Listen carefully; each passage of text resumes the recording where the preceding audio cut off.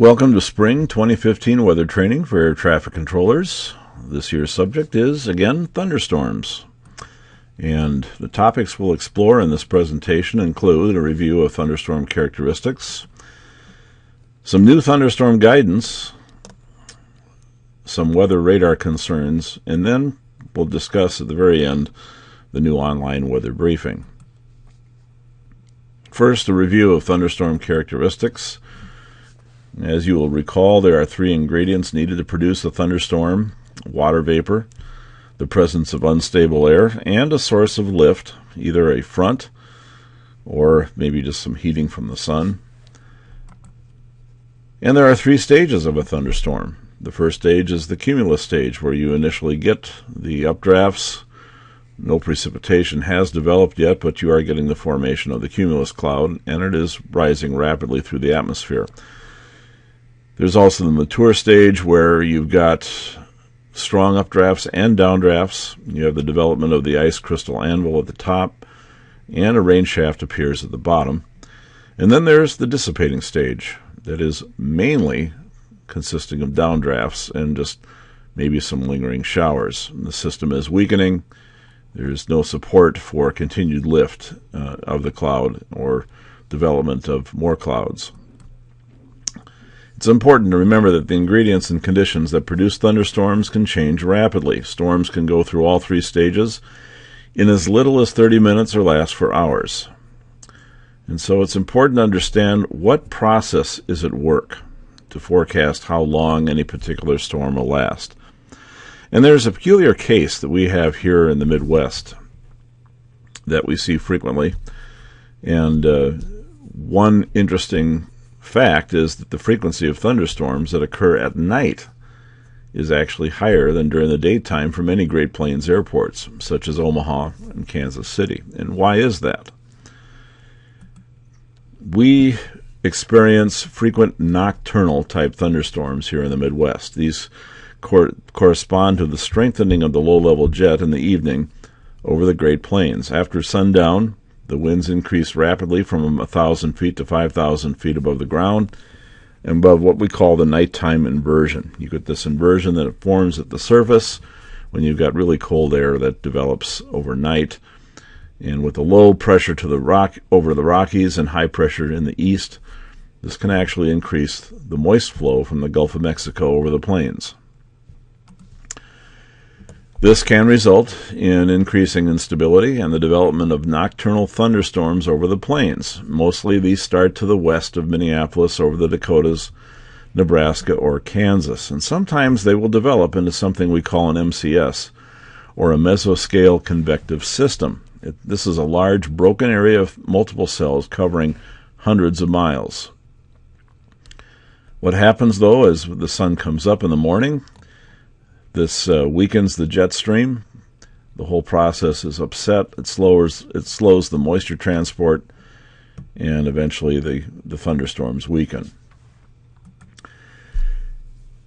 Some important things for en route traffic controllers include the fact that these systems can produce severe weather and large wind shears at flight altitudes, resulting in moderate to severe turbulence around their periphery, mostly on the north and east sides. Taking a look at this loop that we have going here, you can see the development of transverse banding inside the cirrus that surrounds this system on the north and east side, and that's indicative of flight level turbulence.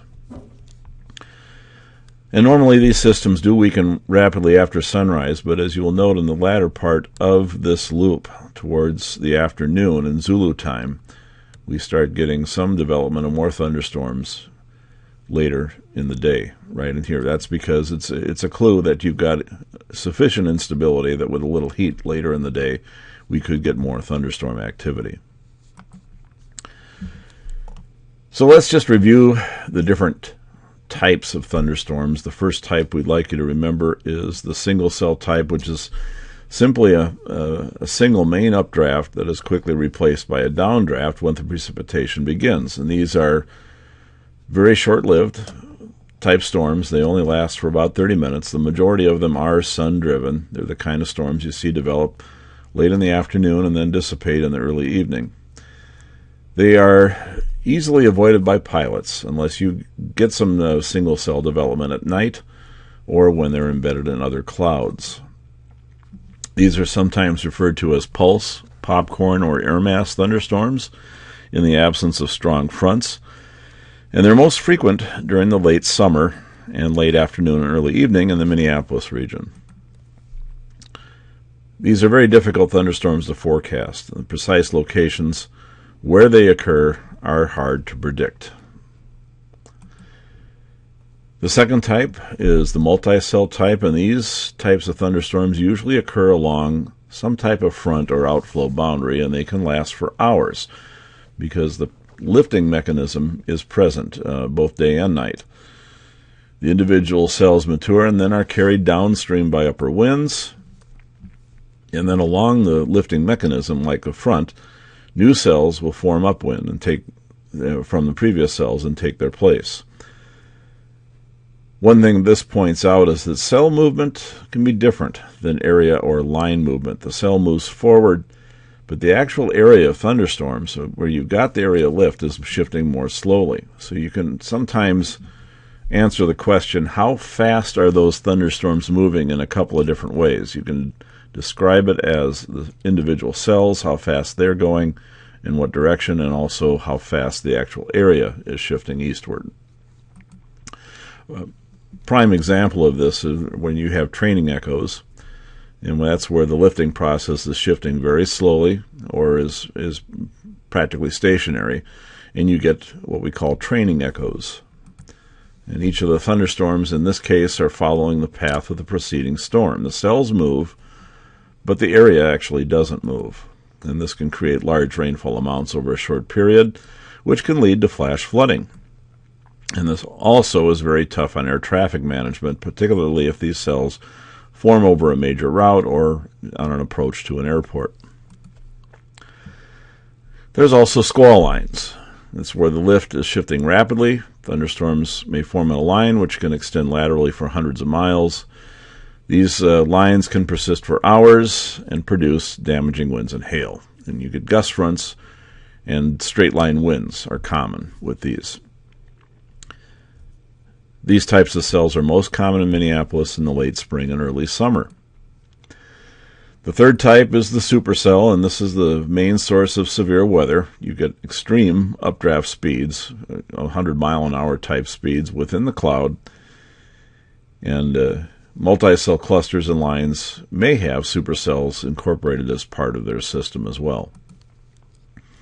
What defines the supercell, the instability and lift is so strong that the cell develops its own rotating mesoscale circulation. It's sort of like a miniature low-pressure system.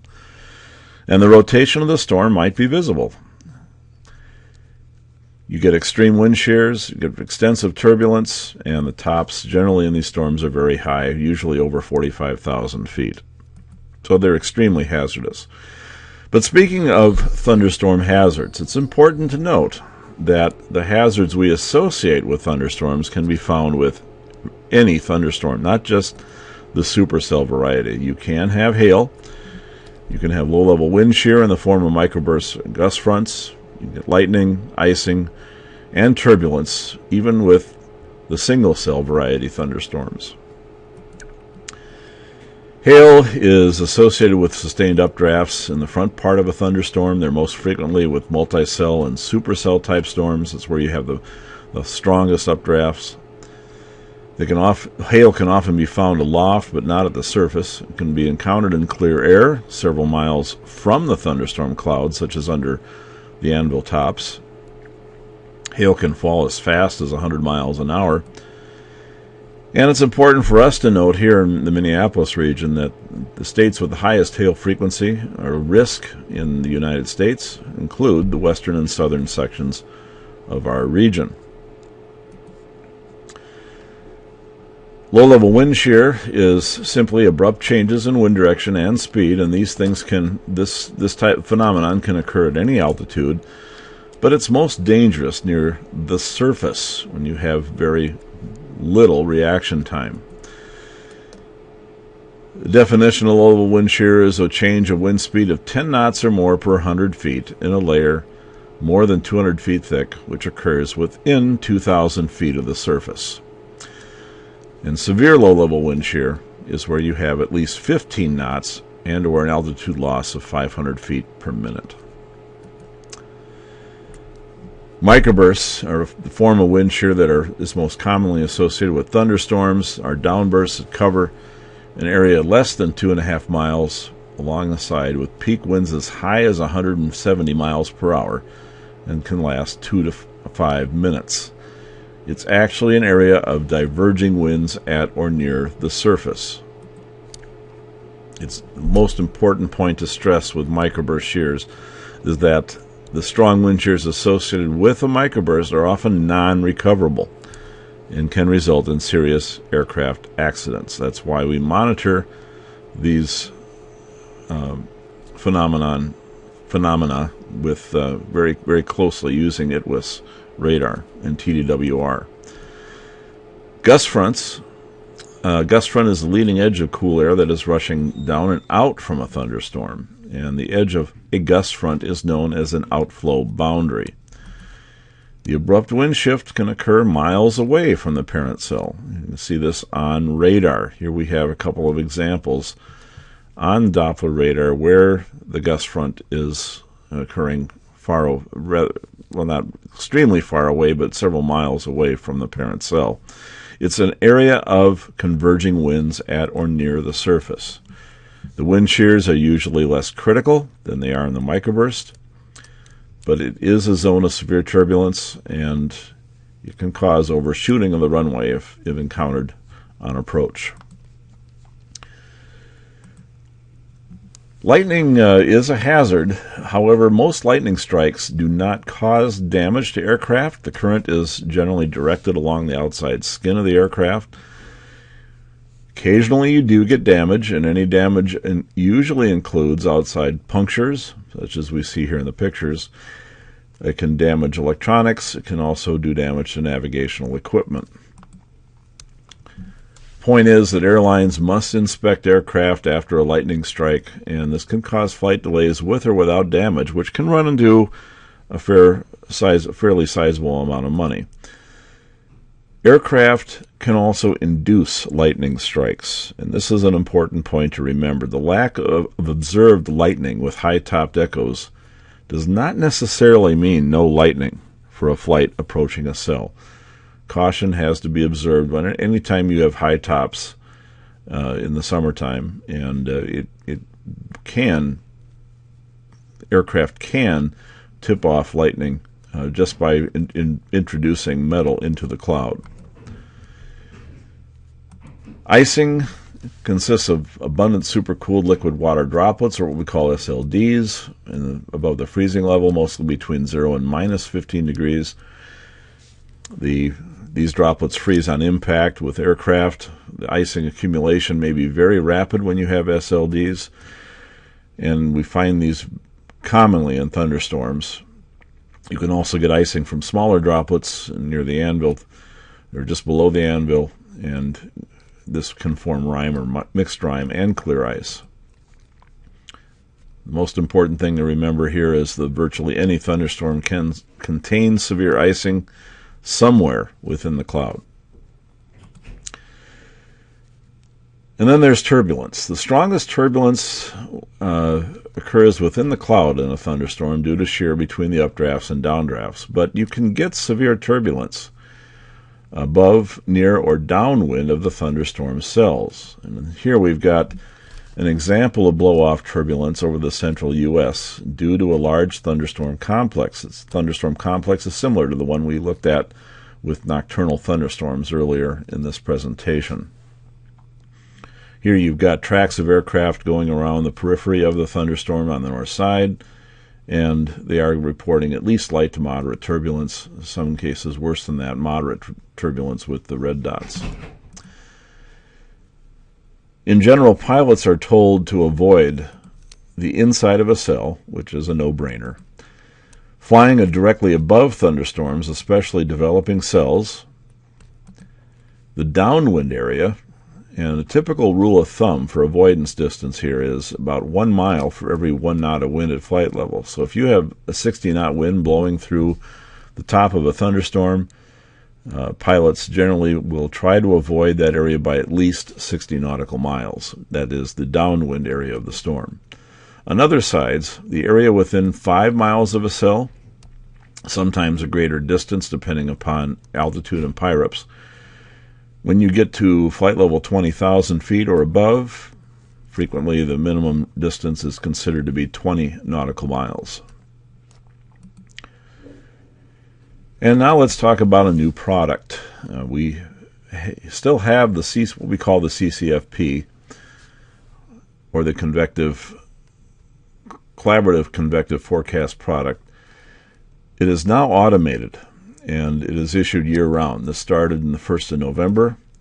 It uses a blend of computer models to draw polygons similar to the forecaster-drawn polygons. The legend is the same as before, but it will not depict the purple lines, the solid purple lines.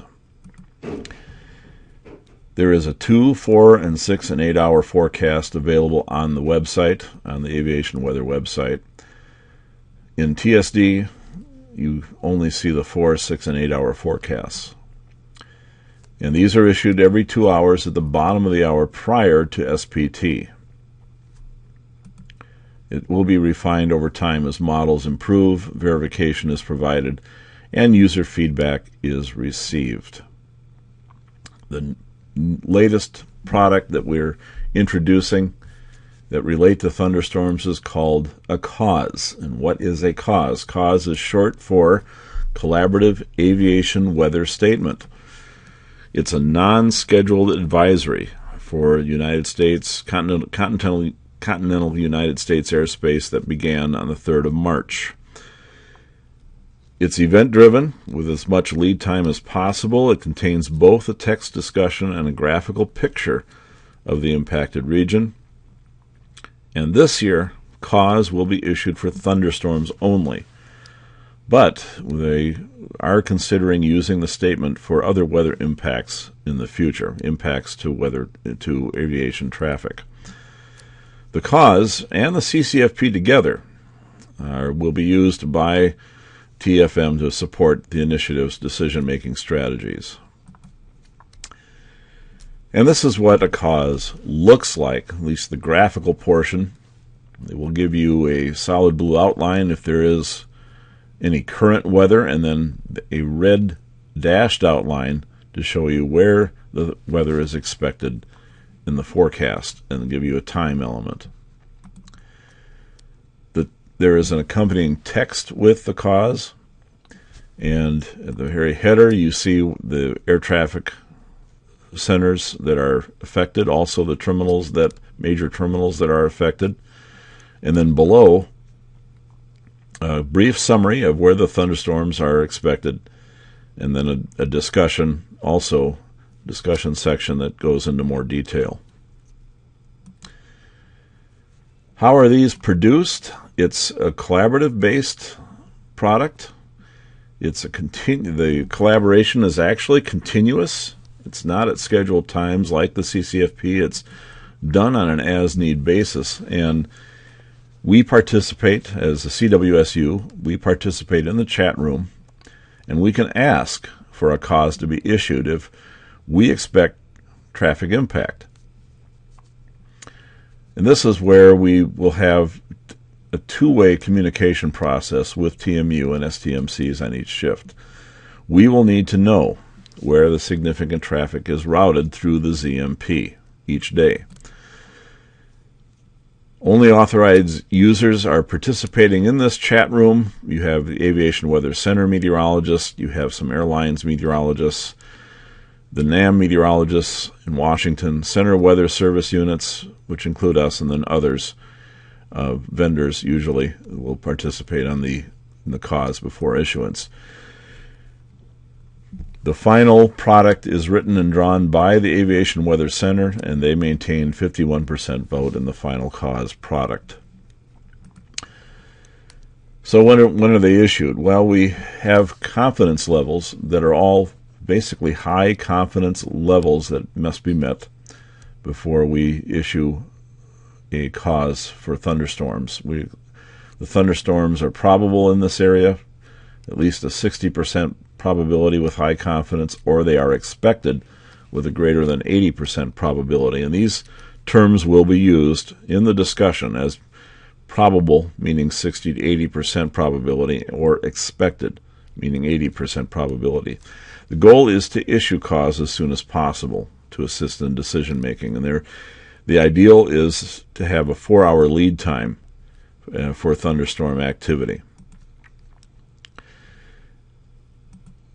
We issue these to add more weather details to what we call areas of concern.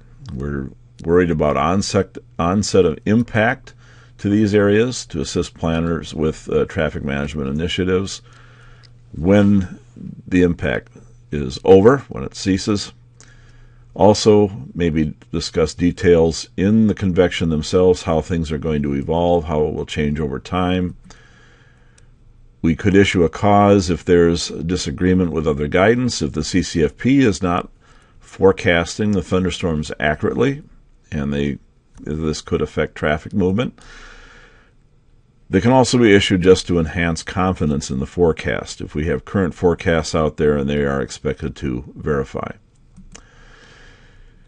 Where are the areas of concern? Well, these include the high demand and route flows, including major airways and offshore routes. The biggest challenge for us is educating the Aviation Weather Center and chat room participants about our high demand routes. And this is another reason why we need that two-way brief with TMU.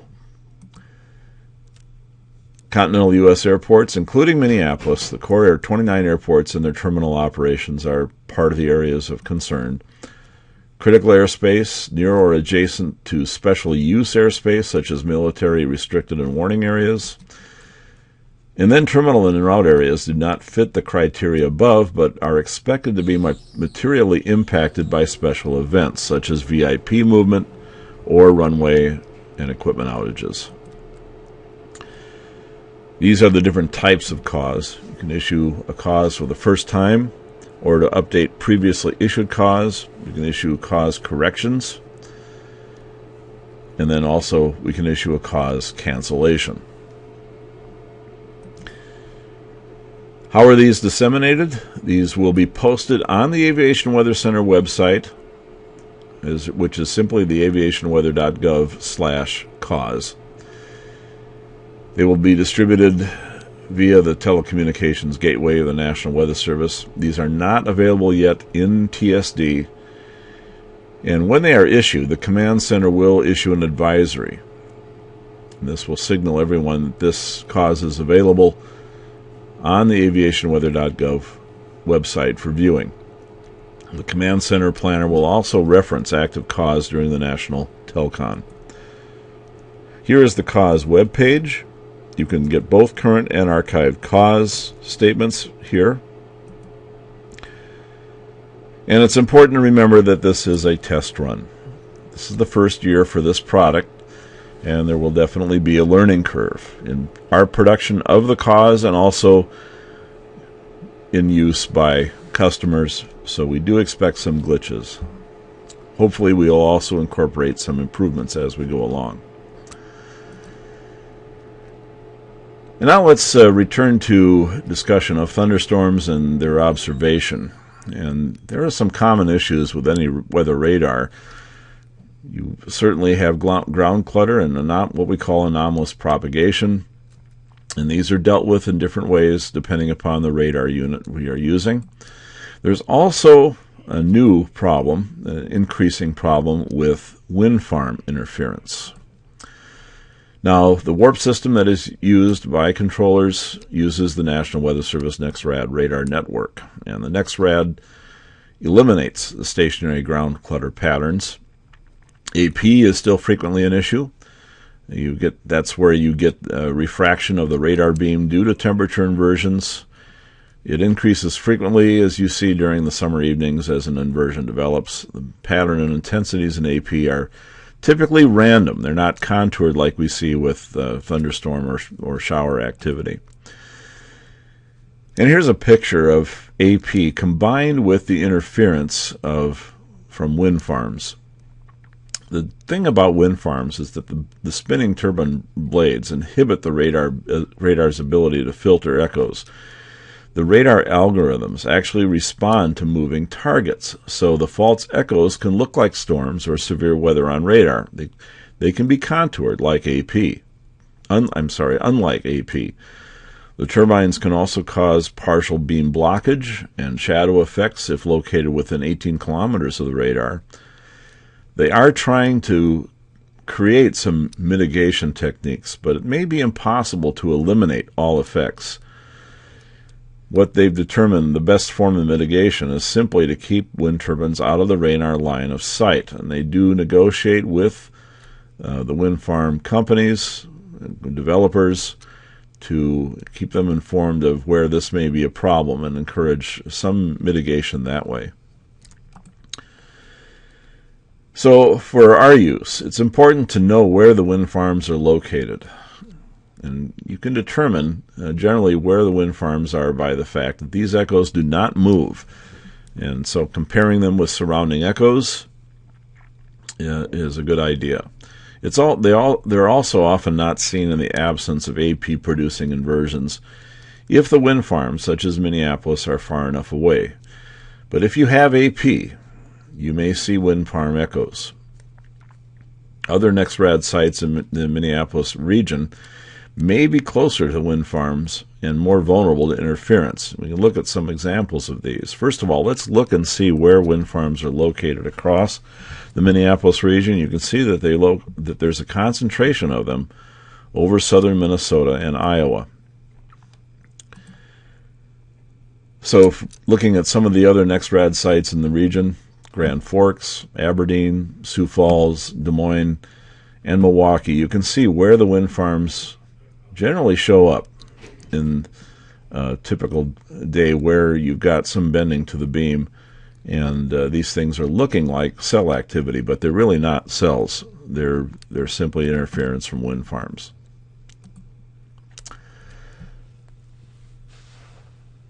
The next subject we just want to briefly touch on are Thunderstorm PIREPs.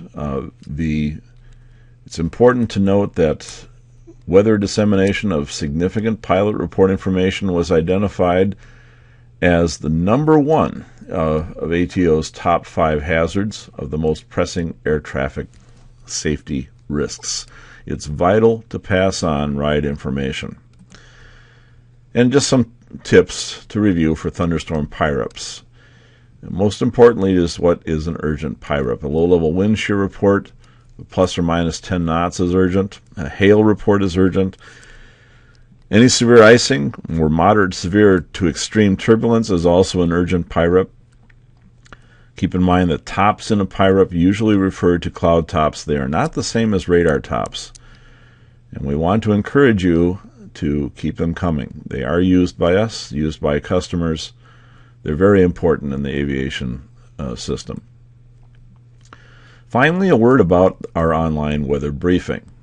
A test run on the online weather briefing has been completed by Area 1, and now this briefing will be available to all areas. The online weather briefing is posted in Cedar by 6:30 in the morning and 12:30 in the afternoon every day. It's also accessible via our website. The length of the online briefing will generally be between 2 and 2.5 minutes, and we're going to try very hard to keep the length down so it's not too long or too boring to sit through. It's the same relevant information as in the stand-up briefings at 6:45 and at the 3:15. And it will just consist of a brief discussion of today's weather patterns. It'll tell you where the current and forecast turbulence, icing, ceiling viz, precipitation, and thunderstorm activity is expected. It'll also review current SIGMETs and AIRMETs and an overview of the CCFP. So we encourage you to check this out. This concludes the Spring 2015 weather briefing. Hope you have a good shift and have a great day.